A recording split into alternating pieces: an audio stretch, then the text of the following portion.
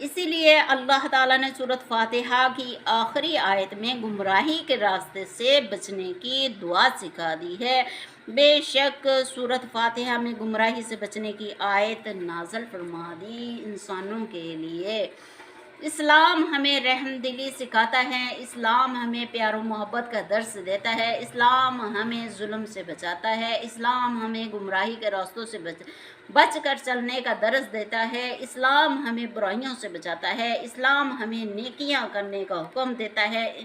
اور نیکیاں نفسانی خواہشات سے پاک ہوتی ہیں۔ جو نفسانی خواہشات پر مبنی ہوتی ہیں وہ نیکیاں نہیں ہوتی، حرص لالچ ہوتی ہے، حرص لالچ کے زمرے میں آتی ہے جو انسان کے ضمیر کو برباد کر دیتی ہے۔ اب اگلا لفظ ہے علیہم کی لام، لام سے مراد ہے لعنت۔ اللہ تعالیٰ قرآن مجید میں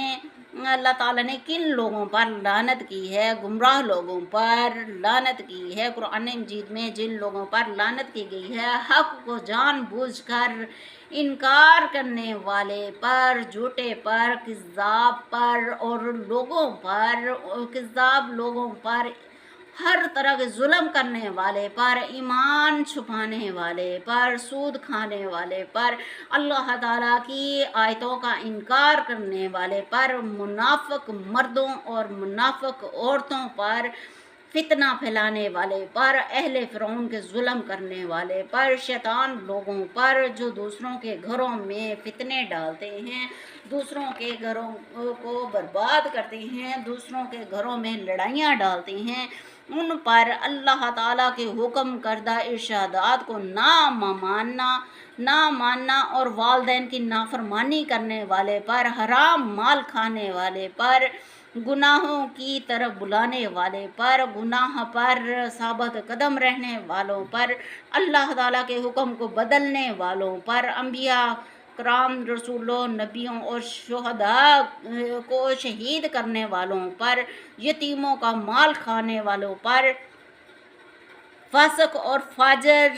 پر، زانی پر جو ہر وقت زانی نگاہوں سے دیکھتا رہتا ہے انسانوں کو،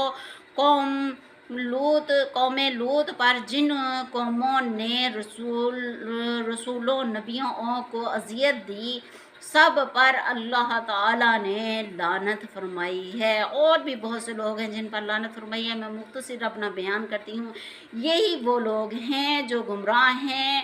اور سود کھانے اور کھلانے والے پر اور جھوٹی گواہی دینے والے پر لعنت کی ہے۔ اللہ تعالیٰ نے رشوت لینے والے اور رشوت دینے والے پر لعنت کی ہے، شراب پینے والوں پر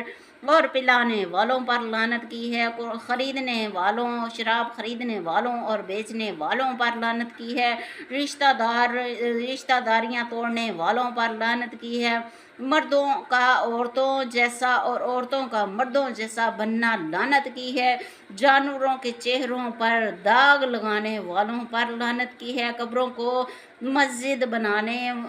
اور قبروں پر سجدہ کرنے والوں پر لعنت کی ہے، تصویر بنانے والے پر لعنت کی ہے۔ لوگ مجسمے بناتے ہیں اور ان کی پوجا کرتے ہیں، نا، ان پر لعنت کی ہے۔ ناپ تول میں دھوکہ دینے والوں پر لعنت کی ہے، تجارت میں خیانت کرنے والوں پر لعنت، والدین کو گالیاں دینے والے پر لعنت۔ یہ سب راستے گمراہی کے راستے ہیں جو ہمیں گمراہی کی طرف لے جاتے ہیں، جو دین سے دور کرتے ہیں، اور اللہ تعالی ہمیں ہر قسم کی برائی سے بچائے، ہر قسم کے فتنے سے بچائے، ہر قسم کی گمراہی سے بچائے، آمین ثم آمین۔ اب اگلا حرف ہے علیہم کی یا سے مراد ہے یاری، غلط یاری غلط راستوں کو غلط انجام کا سبب بنتے ہیں۔ کیسے؟ آئیے میں سمجھاتی ہوں۔